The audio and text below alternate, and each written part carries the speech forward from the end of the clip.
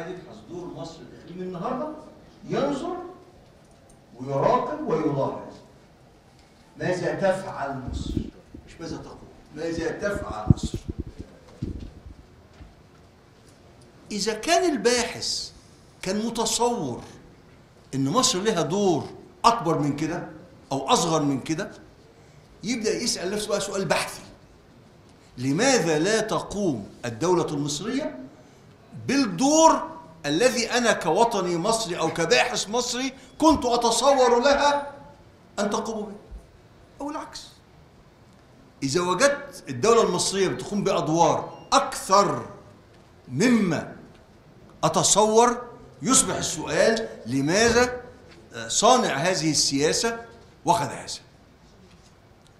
في هذا المقام الدول، يعني الأساتذة بيقولوا لنا إيه؟ الدور لأي دولة ممكن يبقى دور ريفوليوشنري، ممكن يبقى دور ريفورمست، ممكن يبقى دور ستيتس كو. فبرضه هنا المهم إيه دور مصر؟ هل هو دور تصدير نموذج معين، دور تغييري ثوري، دور ستيتس كو الحفاظ على الأمر الواقع، ولا دور الإصلاح التدريجي بشكل من الأشكال؟ النقطة الثانية، أنا يعني لن أمل التحذير من لكل الباحثين المصريين، تحذير بكل أدب وتواضع من الحديث عن قدر مصر، وإن حقائق التاريخ والجغرافيا تفرض على مصر أن تقوم بدور كذا. الكلام ده مش صحيح، لا بالنسبة لمصر ولا حتى أي دولة ثانية. اللي بيحدد أي دور زي ما الدكتور عبد المنعم قال: القدرات، إدراك النخبة السياسية، الإرادة،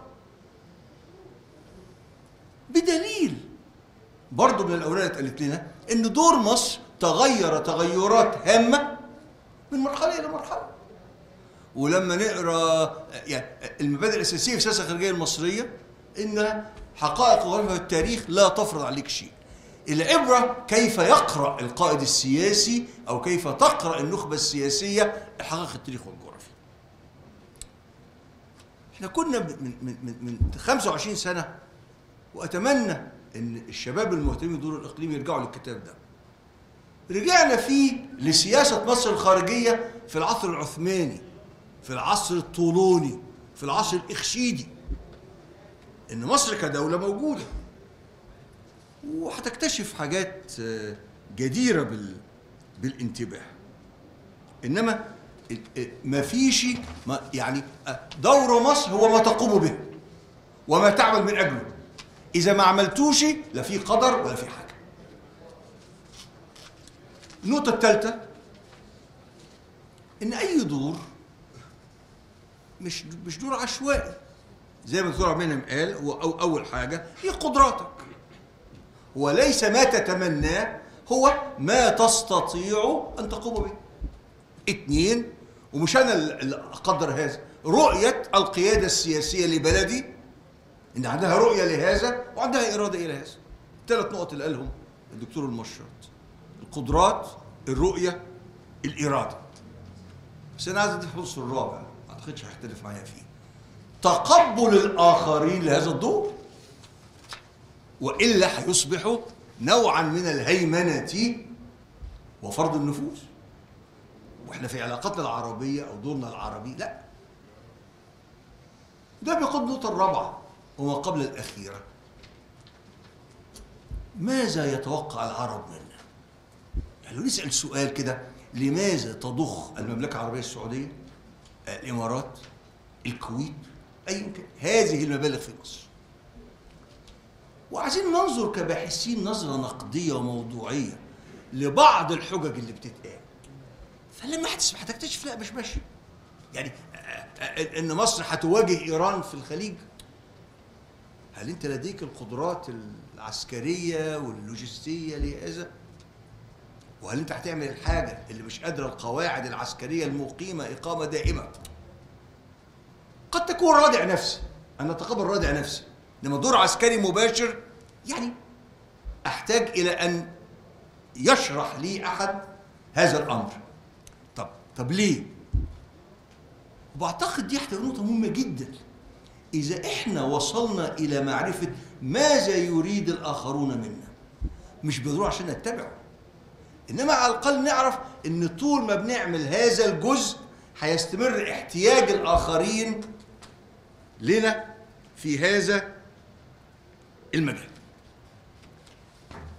النقطة الخامسة، أنا بلاحظ حضراتكم إهمال الدور الثقافي لمصر، رغم ربما لمدة طويلة قادمة هو دورك الأساسي، دور الأزهر الشريف، دور المؤلفين والمثقفين والمبدعين المصريين، دور القضاة، رأس المال البشري لمصر. ربما إن ده اتبنى على مدى عقود طويلة ولا تستطيع الدول الأخرى شراء بمالها. فكرة تقاليد العمل المؤسسي. النقطة الأخيرة اللي هو بناء على اللي قاله وزير الخارجية واللي قاله احنا بنقول فيه عالم جديد بيولد بتحالفات دولية. خريطة التحالفات الدولية في المنطقة العربية تتغير. في أماكن معينة أمريكا متحالفة واقعيا مع القاعدة ومع إيران. كلمة متحالفة هنا بمعنى يعملان في نفس الجبهة. في حتت تانية لا يعملان ضد بعضهم البعض. السؤال بقى، طب أين مصر من هذه الخريطة المتغيرة سواء على مستوى العالم وعلى مستوى المنطقة؟